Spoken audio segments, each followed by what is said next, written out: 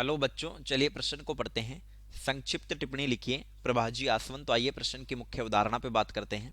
मुख्य अवधारणा। तो देखिए, आसवन का क्या अर्थ है। जब किसी द्रव को गर्म करते हैं तो ये वाष्प में बदल जाता है अपने क्वथनांक बिंदु पर, और वाष्प को जब वापस से ठंडा किया जाता है तो ये द्रव में बदल जाती है। द्रव का वाष्प में बदलना यह कहलाता है वाष्पन, वेपराइजेशन, और वाष्प का वापस द्रव में बदलना यह कहलाता है संघनन, कंडेंसेशन। और इस साम्य प्रक्रम को ही नाम दिया जाता है आसवन, डिस्टिलेशन। अब प्रभाजी आसवन क्या होता है देखते हैं। प्रभाजी आसवन ऐसे द्रवों का मिश्रण, ऐसे द्रवों का मिश्रण जिनके क्वथनांक में, जिनके क्वथनांक बॉइलिंग पॉइंट में 40 डिग्री सेल्सियस से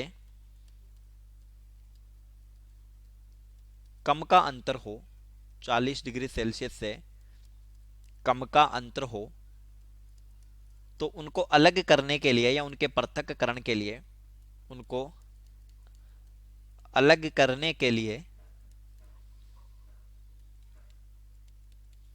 प्रभाजी आसवन विधि का प्रयोग किया जाता है। प्रभाजी आसवन विधि का प्रयोग किया जाता है, प्रयोग किया जाता है। उदाहरण देखते हैं। उदाहरण, एसीटोन तथा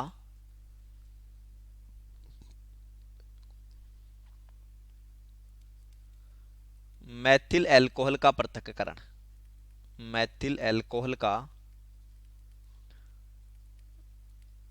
पृथक्करण। जैसे एसीटोन जो होता है उसका बॉइलिंग पॉइंट होता है 329 केल्विन, और जो मेथिल अल्कोहल है इसका बॉइलिंग पॉइंट होता है 338 केल्विन। इस विधि में क्या होता है कि जो द्रव कम क्वथनांक रखता है, जैसे एसीटोन है यहां पर, तो उसकी वाष्प पहले बनती है और उसको पहले पात्र में एकत्रित कर लेते हैं। कम बॉइलिंग पॉइंट वाले द्रव की वाष्प पहले बनती है, पहले बनती है तथा इसे शुद्ध द्रव के रूप में, शुद्ध द्रव के रूप में अलग कर लेते हैं, अलग कर लेते हैं। और इस विधि में जो एसीटोन और मेथिल अल्कोहल के अलावा अशुद्धियां होगी वो अवाष्पशील होगी, उनकी वाष्प बनेगी ही नहीं, इसलिए वो वैसे अलग हो जाएगी। देखिए, इसका एक चित्र होता है। फ्लास्क प्रयुक्त किया जाता है,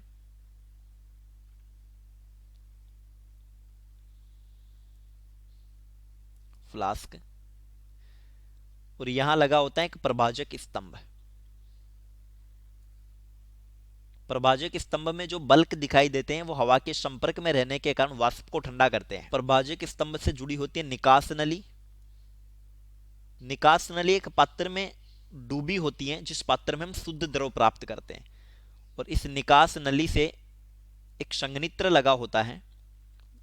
निकास नली के बाहर की तरफ एक संघनित्र प्रयुक्त किया जाता है। यह क्या करता है कि वाष्प को ठंडा करता है। देखिए, यह है संघनित्र जो वाष्प को ठंडा करेगा। यह है प्रभाजक स्तंभ, प्रभाजक स्तंभ। यहां पर द्रवों का मिश्रण था ए और बी, तो ये द्रव ए है और ये बी है।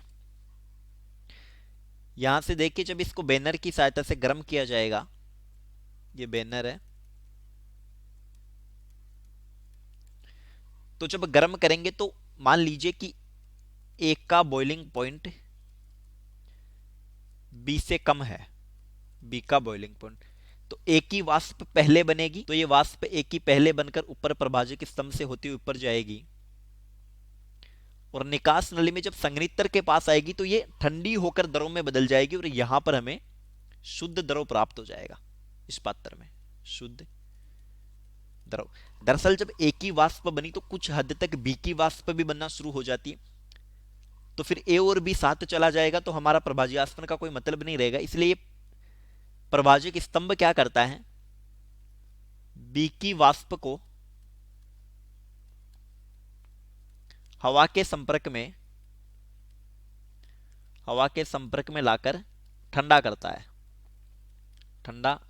है। तो ये वाष्प हैं जो फिर से वापस कहां आ जाएगी, फ्लास्क में आ जाएगी, और ए जो है वो शुद्ध रूप से द्रव में प्राप्त हो जाएगा। इस तरीके से ये प्रभाजी आसवन किया जाता है। तो चलिए, उम्मीद करता हूं प्रश्न समझ आया होगा। धन्यवाद।